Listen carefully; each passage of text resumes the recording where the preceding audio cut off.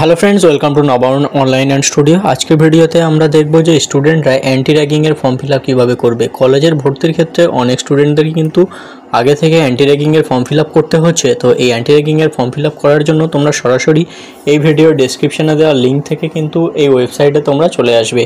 তো এই ওয়েবসাইটের ফর্মটা যেটা রয়েছে সেটা কিন্তু তোমাদেরকে ফিল আপ করতে হবে সরাসরি কিন্তু আধার ডিটেলস দিয়ে, এবং তোমরা নিজেদের কলেজের নাম ঠিকানা কিভাবে পুরোটা ফিল আপ করবে একটু দেখে নাও। সবার প্রথমে দেখো এখানে ফার্স্ট নেম বসাচ্ছ, তারপরে এখানে দিচ্ছ লাস্ট নেম, তারপরে মোবাইল নাম্বার, ইমেল আইডি এবং নিজেদের জেন্ডার এখান দিয়ে বেছে নিচ্ছ।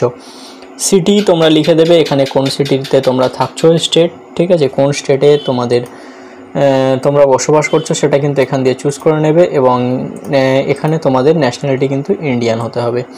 তারপরে এখানে কিন্তু প্যারেন্ট আর গার্জেন নেম, তো এখানে তোমরা নিজেদের বাবা বা গার্জেন যিনি আছে তার নাম লিখে দিতে পারো, এবং এখানে গার্জেনের ফোন নাম্বার এবং গার্জেনের ইমেল আইডি বসাবে। প্যারেন্ট সিটি, তো গার্জেন কোন সিটিতে থাকে তার ঠিকানা, স্টেট এবং গার্জেন অ্যাড্রেস কিন্তু এখানে তোমরা পুরো ফিল আপ করবে উইথ পিনকোড।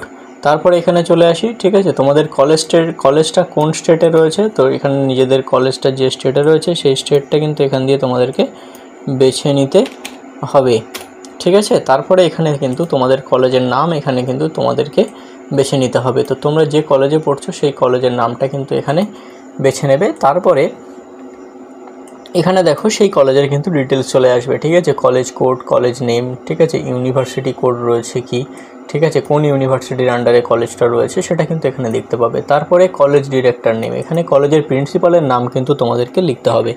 তো কলেজ প্রিন্সিপালের নাম কিন্তু তোমরা সরাসরি কলেজ ওয়েবসাইট থেকে নিয়ে নিতে পারবে, এবং কলেজের ফোন নাম্বারটাও কলেজ ওয়েবসাইট থেকে পেয়ে যাবে।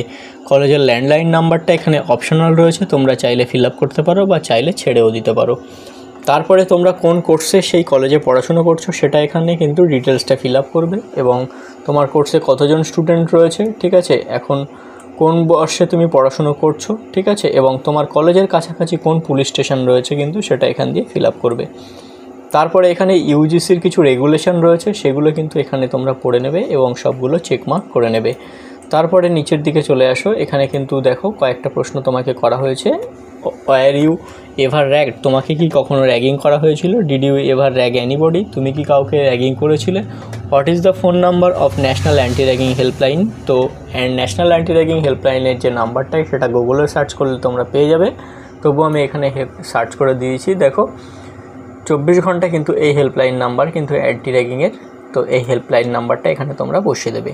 তারপরে এখানে চেক মার্ক করে সাবমিট ফর্ম করলে কিন্তু তোমাদের ফর্মটা সাবমিট হয়ে যাবে, এবং সাবমিট হয়ে যাওয়ার পরকে তোমাদেরকে একটা 2 পাতার পিডিএফ তোমাদেরকে দেওয়া হবে। পিডিএফটা কিন্তু সিম্পলি তোমরা ডাউনলোড করে নিতে পারবে। তো এই হচ্ছে তোমাদের অ্যান্টি র্যাগিং ফর্ম। তো যারা অ্যান্টি র্যাগিং ফর্ম কীভাবে ফিল আপ করবো ভাবছো তারা এই ভিডিওটা দেখে কিন্তু শিখে গেলে যে তোমাদের অ্যান্টি র্যাগিংয়ের ফর্ম কীভাবে ফিল আপ করতে হবে। তো ভিডিওটা অবশ্যই যদি তোমাদের ভালো লেগে থাকে একটি লাইক দেবে, চ্যানেলটিকে সাবস্ক্রাইব করে আমাদের পাশে থাকবে। থ্যাংক ইউ, দেখা হচ্ছে আবার পরের ভিডিওতে।